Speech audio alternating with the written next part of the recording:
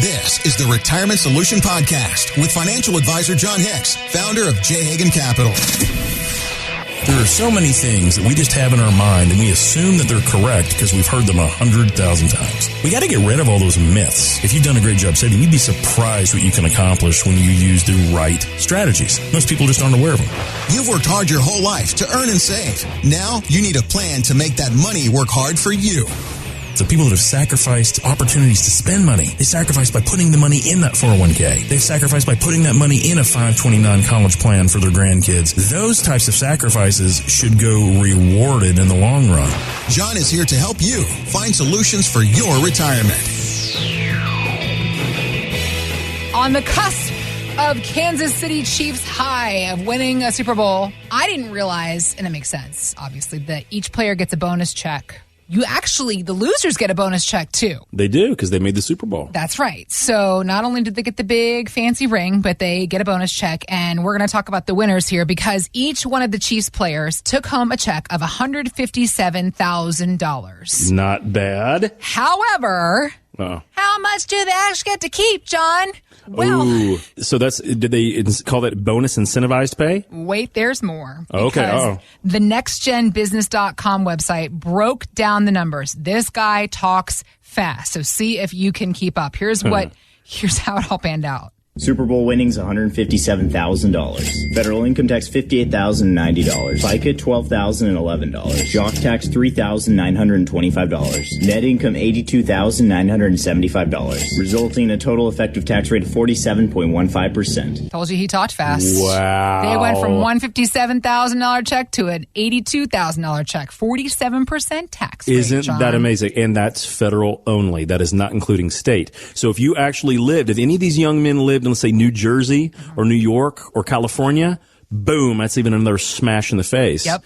Because a lot of those states have state income taxes that exceed 10%, which is a ton of money. So think about that. So when we think about, making money, these kids, these are young kids, a lot of them. Yeah. I mean, you got a couple wily veterans, but these are young kids, and all of a sudden they're like, man, $157,000 turned into $80,000 that I still potentially got to pay, the man in their state. Yep. That's a pretty big chunk of change, isn't it? Yep. Absolutely. And this can happen to any of us, which is why it's such a huge component of our wealth management practice that we deal with those tax issues, right? Because it's one thing, let's say that we've worked our butts off and we've saved this money. We've accumulated $600,000, $1 million, $5 million. And all of a sudden we get to that point to where, hey, this is a check. I want to spend some of this. Mm-hmm. And then we realize that when that money comes out and we give ourselves that paycheck that we want to utilize in retirement, the government may be taking up to 40 to 45% of that then to us as well. It's not just super wealthy professional sports people. Right. I see this happen to normal Americans that have just done a good job saving, Heather. I see it every day, realistically, where someone says, John, man, when I put this money away, I had no idea that I was going to pay like 40% of it away in taxes. Yeah. I'm like, right. And we need to worry about that. And one of the things that I was thinking about, we were just talking about, these Super Bowl winners, and they're all young guys. Yeah. But where I see this is a huge issue where we're potentially taxed out the yang, Heather, is if we decide that we want to work a lot longer. What I find out is, a lot of people, they've done a good job saving, have saved millions of dollars, and they're in their 70s and they realize, man, I don't know if I want to hang this up yet. So their income stays so high that when they have to do these required minimum distributions, they pay fortunes in taxes on those RMDs. This is a conversation that you and I have had on this radio program before about how we're all living longer, we're all feeling younger, looking good, feeling good. The thing that I've said forever is 50 is the new 30 because you just look at people and the lives are living at 50. Thinking about some of the folks that we see up on our TV screens, our movie screens, Harrison Ford, for example. American treasure. He's coming out with a whole new lineup. I know that he was just in the new, they just publicized the new Indiana Jones movie during the Super Bowl. That's it. And he's currently starring with Helen Mirren in the Yellowstone prequel, 1923. That's on Paramount Plus. This fella is not slowing down. I could not believe when I read that he is 80 years old. If you'd asked me, I would have been like, what, like mid to late 60s? Honestly, no. 80 years old.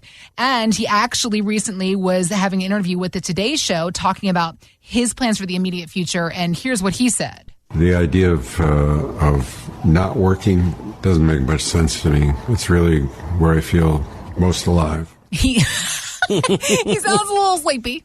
Maybe he's not working at that moment, so he's like, I don't really feel alive right now. I need to be, being Han Solo or Indiana Jones. But this is a perfect example of what you were just talking about. Yeah, so, if you think about it, and I haven't pulled the stats on it, but, Harrison Ford has made a tremendous amount of money over the years. And, when you think about that, he will probably be in a higher tax bracket in retirement, or at least as high of a tax bracket, whatever you want to call retirement, right? Mm-hmm. He's going to be just as high once he basically passes away than he was during his prime earning years. So when you think about that, that is, number one, congratulations to him. That is the level of success that many of us, we hope we could deal with. Right. But the secondary piece of that is that I hope that he has really skilled people around him so that his heirs don't end up giving away half of that money he saved simply because they did not use tax strategies that work, not just for him, but for the next generation. Because Heather, it happens all the time. Right. To where, we get to a point where we're like, oh my gosh, John, never in my wildest dreams. I didn't have a job where I made $400,000 a year. Right. I just kept diligently saving. And now that I've gotten into my 60s and maybe even earlier mid 70s, I realized, I don't love fishing that much. I don't like to play golf, or I don't have anyone to play golf with. And, my wife and I have done a little bit of traveling, but our kids and grandkids are around here. So we don't really need to do that. I don't know what I would do with all this extra money. But having said that, the $3 or $4 million I got, I really don't want any of it going to the government if I don't have to. By the time you're 70 years old, you have paid enough in taxes. Darn straight. Yeah. And so when you think about that, and this is what we start working on. Okay. So if someone chooses, and maybe this is you out there as you're listening to the show today, maybe you decided, hey, you're in your late 60s, early 70s. You really aren't going to hang it up anytime soon. So you maybe have been putting off that retirement conversation because you're thinking, dude, I ain't going to retire. Mm-hmm. I don't plan on doing that. They'll just find me, face down on my desk one day, and they'll just kind of, the cleaning people just kind of clean around me, making sure I'm just not taking a cat nap. And the next thing you know, we'll be calling the mortician. And I've heard people almost give that exact same analogy. Yeah. I'm not making fun of it so much as that some people are dead serious. That's what they want. That they would pass away if they had to retire. Yeah. And I get it. So the thing of it is but often what we've discovered over the years is that means that they may not be getting some of the right guidance on either holding on to that money for a surviving spouse without giving too much to Uncle Sam, or they're not titled correctly when it comes to how that wealth transfer goes to the next generation or grandkids or their charities of choice. They haven't really done that planning because often that's what a skilled fiduciary retirement advisor would be doing. But since they haven't really done that, they've never planned on it. Right. But so, Heather, I was thinking the other day about this exact concept because I had a gentleman that he said the exact words we just talked about. Man, really? John, I'm going to keep on working until I'm gone. Got it. He's 74 now. His wife is 66. Uh-huh. And he said, I've done a great job saving money. I think they saved about $3 million. Okay. And he said, but I have to take these RMDs right now because he's 74. That's right. Okay. So his RMDs, he realized, are going to keep him in the 40+% tax bracket when you look at federal and state. Absolutely not.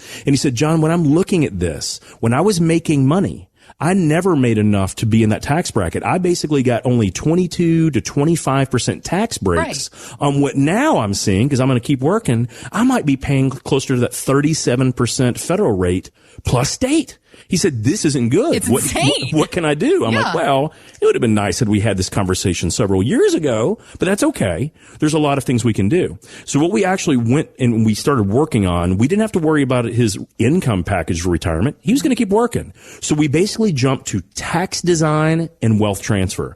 And what this meant in his situation, by simply shuffling money and retitling assets. And you can do this a few different ways. You can either have a trust attorney that creates a trust for you, or you can actually use some pretty advanced versions of insurance design. It really never matters to me. We just want to make sure we're accomplishing the goal. But the way that we did through things at 74 years of age, if he lasted to be roughly 90, and if you remember, his wife was about 8 years younger, so that would put her a little bit further out, our tax design was potentially going to save them over $715,000 $100,000 in future taxation simply because we were exploiting the tax code the way it's currently written. This isn't based on if they change things. It's based on right now numbers. Yeah. So we feel pretty confident that those numbers are going to happen and we'll be able to achieve those. The secondary thing we did, though, Heather, is because he decided, well, he liked the idea of a trust, but he didn't want to overcomplicate things. He didn't want to potentially tie the money up for his wife because she was 8 years younger. He wanted to make sure that she had all that she needed and she wouldn't have to going to be paying those high tax rates and have to deal with a trust too. So he opted for some of the insurance type designs. And so by doing those numbers, we were basically going to be able to take about a $3 million portfolio and in the end, give the kids and grandkids and their surviving spouse about $6.8 million in completely tax-free resources when he passes away. Wow.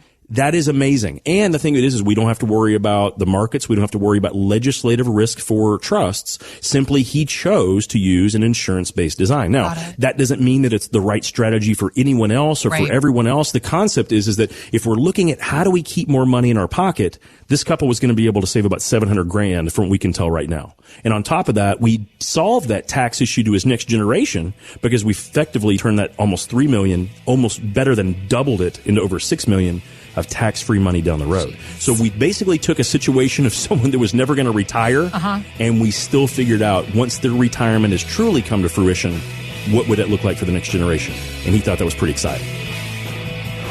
Thanks for listening to the Retirement Solution Podcast with John Hicks. Begin the conversation about your savings plan with John and the team at J. Hagan Capital by visiting retirementsolutionradio.com.